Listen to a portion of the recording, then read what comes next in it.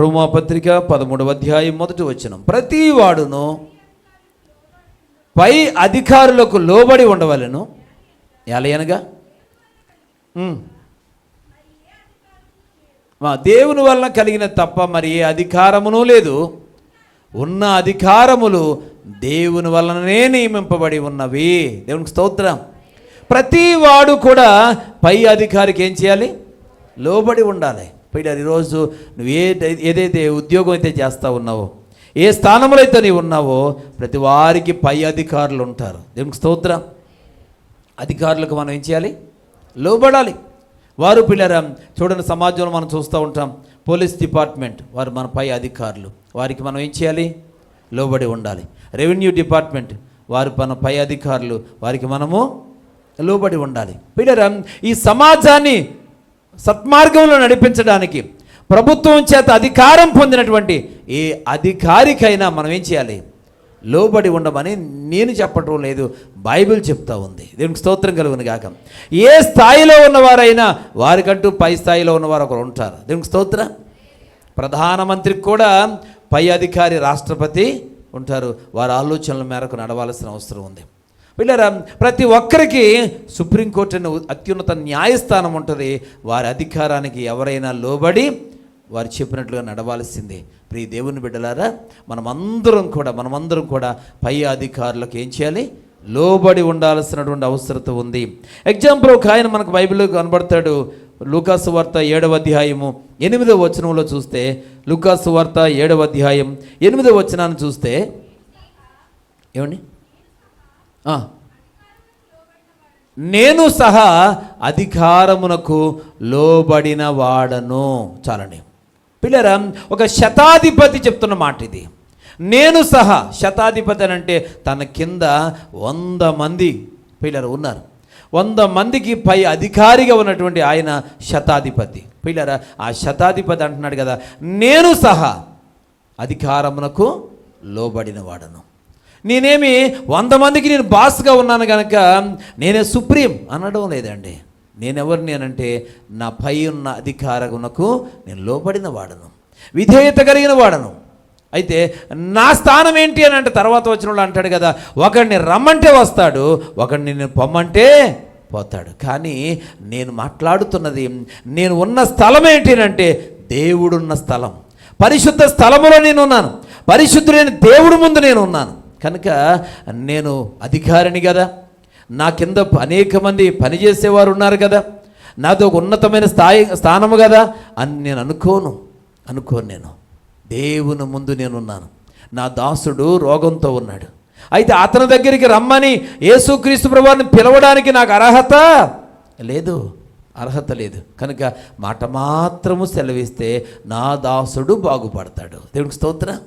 పిల్లరా, అంటే తాను కూడా అధికారై ఉండి అధికారమునకు లోబడిన వాడిని తను ప్రూవ్ చేసుకుంటూ యేసుక్రీస్తు ప్రభు ధర తాను తగ్గించుకున్న సందర్భం మనం చూస్తున్నాం. ప్రియ దేవుని బిడ్డలారా, ఏ రోజు దీన్ని బట్టి మనం అర్థం చేసుకోవచ్చు, మనం ఏ స్థానంలో ఉన్నా దేవుడికి ఇవ్వాల్సిన గౌరవాన్ని దేవుడికి ఇచ్చి ఆయన ఘనపరిస్తే మనం ఇంకా ఘనపరచబడతాము, ఆయన తృణీకరిస్తే మనం పూర్తిగా తృణీకరించబడతాం. ఆ దౌర్భాగ్య పరిస్థితి మనకు రాకుండా ఉండాలి అని అంటే మనమందరము కూడా దేవునికి లోబడి ఉండాలి. దేవునికి స్తోత్రం. పరిశుద్ధ గ్రంథంలో దేవుడు ఎవరెవరికి లోబడి ఉండమన్నాడో ఆ విధంగా నువ్వు లోబడి ఉండగలిగితే మనం ఎవరికి లోబడినట్టు? దేవునికి లోబడినట్టు. దేవునికి స్తోత్రం. ఇంకో మాట కూడా మనకు కనబడుతుంది. ఎఫెసీయులకు రాసిన పత్రిక 6వ అధ్యాయము 1వ వచనం, 2వ వచనం, 3వ వచనంలో రాయబడుతుంది, పిల్లలారా ప్రభువునందు మీ తల్లిదండ్రులకు విధేయులయుండుడి, ఇది ధర్మమే. నీకు మేలు కలుగునట్లు నీ తండ్రిని తల్లిని సన్మానింపము, అప్పుడు భూమి మీద నీవు దీర్ఘాయుష్మంతుడు వగుదువు. ఇది వాగ్దానముతో కూడిన ఆజ్ఞలలో మొదటిది పిల్లలారా అంటున్నాడు. దేవునికి స్తోత్రం. ఏంటి పిల్లలారా అని మొదలెట్టి ఏమన్నాడు? మీ తల్లిదండ్రులకు విధేయత కలిగి ఉండండి, లోబడి ఉండండి, తల్లిదండ్రులు చెప్పినట్టుగా చేయండి.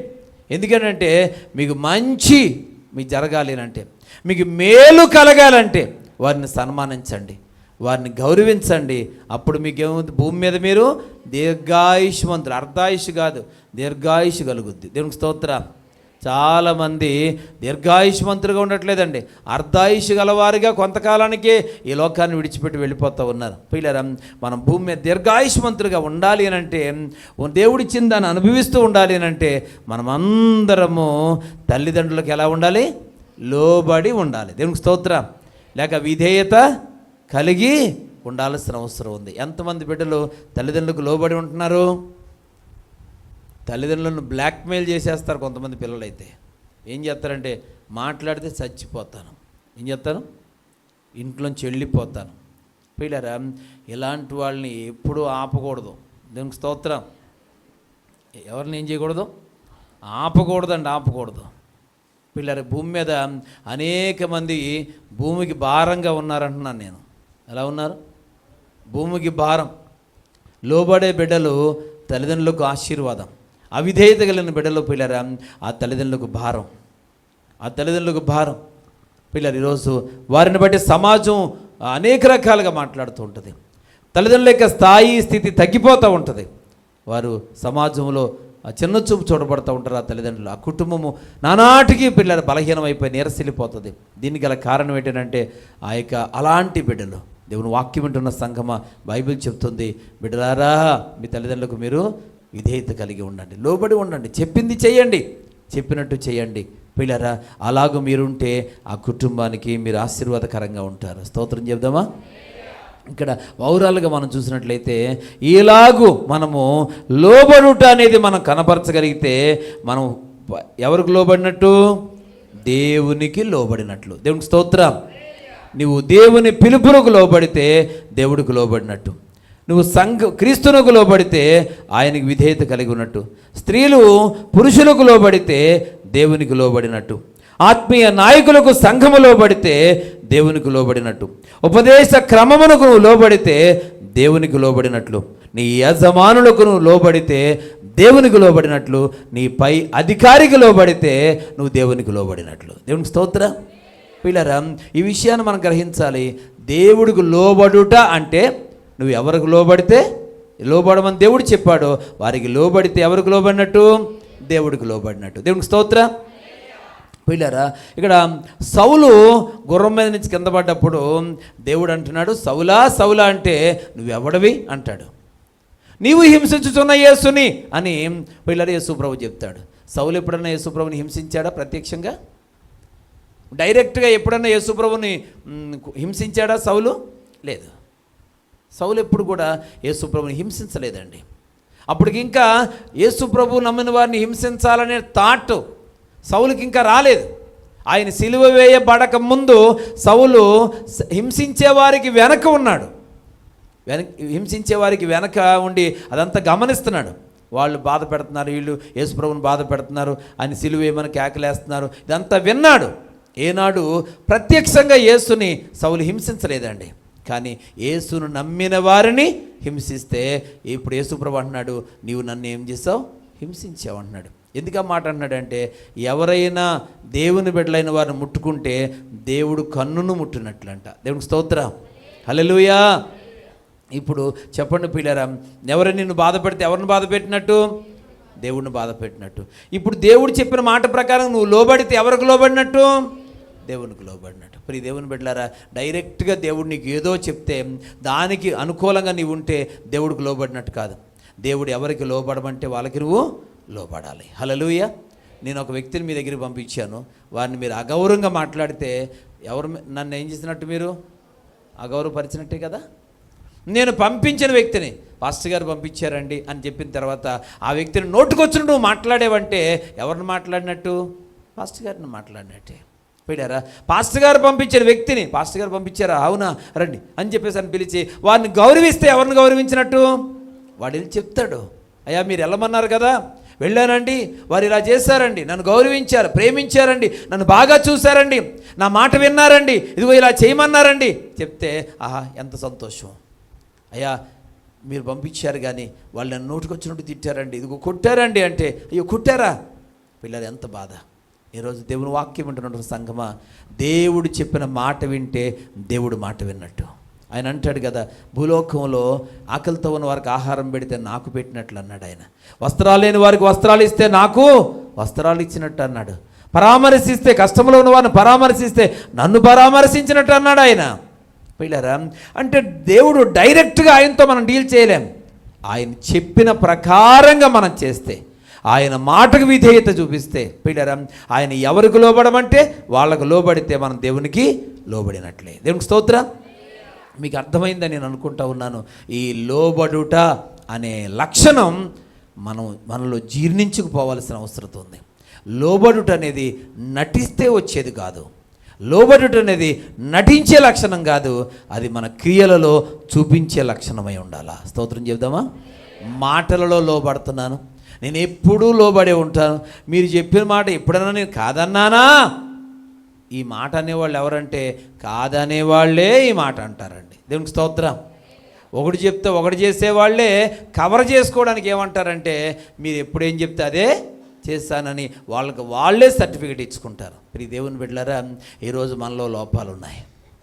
చెప్పబడిన వాక్యంలో మనం పరిశీలనగా చూస్తే వాక్యం మనలో అనేక లోపాలను ఎత్తి చూపుతూ ఉంది. దేవునికి స్తోత్రం. హల్లెలూయా. ఒక కోతికి అద్దం దొరికిందంట. కోతికి ఏం దొరికింది? ఎక్కడో అద్దం దొరికిందంట. వెంటనే అద్దం ఇలా చూసుకుందంట. దాని ముఖం దానికే కనపడుతుంది. అచ్చ కోతిలా చూపిస్తుంది ఈ ముఖం. నా ముఖం కోతిలాగా ఉందా? చిచ్చి ఎలా ఉంటే కుదరదు అనుకుందంట. వెంటనే అద్దం అలా పక్కన పడేసిందంట. అయితే పాడేస్తే కోతికి ఏకాగ్రత ఉండదండి. మళ్ళీ అదే పని చేసిందంట. మళ్ళీ తీసిందంట, మళ్ళీ చూసిందంట. చిచి, ఈ అద్దం నన్ను ఎలా చూపిస్తుంది? కోతిలాగే చూపిస్తుంది నాకు అని చెప్పేసి అని అద్దాన్ని నేలనేసి కొడేసిందంట. ముక్కలు అయిపోయిందంట. ముక్కలు అయిపోతే వదిలేసింది. కొంచెంసేపు అలా ఉండి ఈ అద్దం ఏంటి నన్ను అలా చూపిస్తుంది, చూపించడం బట్టి దాన్ని చెత్త కొట్టాను. ముక్కలు అయిపోయింది అనుకొని అలా కొంచెంసేపు ఉండి మళ్ళీ వెళ్ళిందంట. అందులో ఒక ముక్క తీసి మళ్ళీ చూసిందంట. మళ్ళీ అలాగే కనబడిందంట. పిల్లరా, అద్దంలా ఉన్నప్పుడు దాని ముఖాన్ని చూపించింది, మొక్కలు చేసేసినా ఆ ముఖాన్ని చూపించింది. ఆ మొక్క అయినా కానీ సేమ్ దాని ముఖాన్ని చూపించింది. దేవునికి స్తోత్రం కలుగును గాక. హల్లెలూయా. నువ్వు వాక్యాన్ని నిర్లక్ష్యం చేసి పక్కన పెట్టేస్తున్నంత మాత్రాన నువ్వు లోపాలు లేని వ్యక్తి అయిపోవు. దేవునికి స్తోత్రం కలుగును గాక. వాక్యానికి లోబడి దేవుడి దగ్గర పశ్చాత్తాపపడి, దేవా నన్ను క్షమించు తండ్రి, ఈరోజు లోబడకపోవడం వలననే ఇశ్రాయేలులకు వినాశనం కలిగిందయ్యా. నేను లోబడతాను తండ్రి. నా కుటుంబానికి వినాశనం రానివద్దు, నా బిడ్డలకు వినాశనం రానివద్దయ్యా. అయ్యా, నా సహోదరులకు వినాశనం రానివద్దు తండ్రి. ఇదిగో నీ యొక్క ఉగ్రత నేను ఆపేస్తానయ్యా. మోషేలా ప్రార్థన చేయి. ఇశ్రాయేలు మీదకి దేవుడు కోపం రగులుకుంటున్నప్పుడు మోషే ప్రార్థన చేసి ఆ కోపాన్ని ఆపివేయగలిగాడు. పిల్లరా, ఈరోజు పిల్లరా, సొదొమ గొమొర్రా పట్టణాల్లో ఉన్న లోతు కుటుంబం మీదకి దేవునికి అగ్ని, ఆ ఉగ్రత రాబోతున్నప్పుడు అబ్రహాము ప్రార్థించి ఆ ఉగ్రత బారి నుంచి లోతు కుటుంబాన్ని తప్పించగలిగాడు. ఈరోజు నీ ప్రార్థన, నీ విధేయత, నీ పాపక్షమాపణ, నీ పశ్చాత్తాపం నీ కుటుంబం మీదకి నాశనము రాకుండా పిల్లలు తప్పిస్తుంది అని ఈరోజు దేవుని వాక్యం పేరట తెలియజేస్తా ఉన్నా. దేవునికి స్తోత్రం. నువ్వు దేవుని పాదాల దగ్గర ప్రార్థించు, కన్నీరు కార్చి ప్రార్థించు. ప్రభువా, నా కుటుంబానికి వినాశనం కేవలం నా అవిధేయత వల్ల వస్తూ ఉందేమో, నా గర్వం వల్ల వస్తూ ఉందేమో. ఈరోజు ప్రియ దేవుని బిడ్డలారా, మనం అంటూ ఉంటాం ఇదంతా దేవుని కృపేనండి అని సాక్ష్యం చెప్తాం. అదే సమయంలో నేనెందుకు లోబడాలి, నేనెందుకు తగ్గాలి? వాళ్ళెవరు, నేనెవరిని? వాళ్ళ స్థాయి ఏంటి, నా స్థాయి ఏంటి? వాళ్ళ హోదా ఏంటి, నా హోదా ఏంటి? వాళ్ళ పరిస్థితి ఏంటి, నా పరిస్థితి ఏంటి? ఈ సమాజంలో ఇతరులతో పోల్చుకొని నిన్ను నువ్వు ఎక్కడైతే హెచ్చించుకునే తత్వం నీలో ఉందో అసలు నీకు మారు మనసు లేదు. ఫస్ట్ ఆఫ్ ఆల్ నీకు మారు మనసే లేదు. దేవుని పిలుపుకు తగినట్లుగా నువ్వు ఉండడం లేదు. ప్రియ దేవుని బిడ్డలారా, దేవుడు పిలుచుకున్నప్పుడు ఏ స్థితిలో ఉండమంటే ఆ స్థితిలో ఉండగలగాల. ఏ స్థితిలో ఉండమంటే ఆ స్థితిలో ఉండగలగాలి. యోసేపుకు దేవుడి పిలుపు ఉంది, దేవుడి పిలుపు ఉంది. అతడు ఫలించే కొమ్మ, కానీ దేవుడు పిలుపుకు తగినట్లుగా కొంతకాలము శ్రమలు అనుభవించాలి. దేవుడు ఏది చేస్తే దానికి విధేయత చూపించాలి, తల వంచాల్సిన అవసరం ఉంది. నేను ఎవ్వరికి తల వంచను. ఎందుకు తల వంచాలి అంటే నీకు వాక్యం తెలియక, ఆ మాట మాట్లాడుతున్నావు. నీకు వాక్యం అర్థం కాక ఆ మాట మాట్లాడుతున్నావు. ప్రియ దేవుని బిడ్డ, వాక్యాన్ని వ్యతిరేకించొద్దు, వాక్యానికి లోబడి ఉండు. ఇప్పుడే కాదు, దేవుని రాకడ వరకు ప్రభువు మనకు ఏ మాట చెప్తే ఆ మాట కష్టంగా ఉన్నా ఇష్టంగా చేసుకో, లోబడి ఉండు, దేవుని దగ్గర ప్రార్థన చేయి. దేవుడు నీ పరిస్థితులను మార్చివేస్తాడు.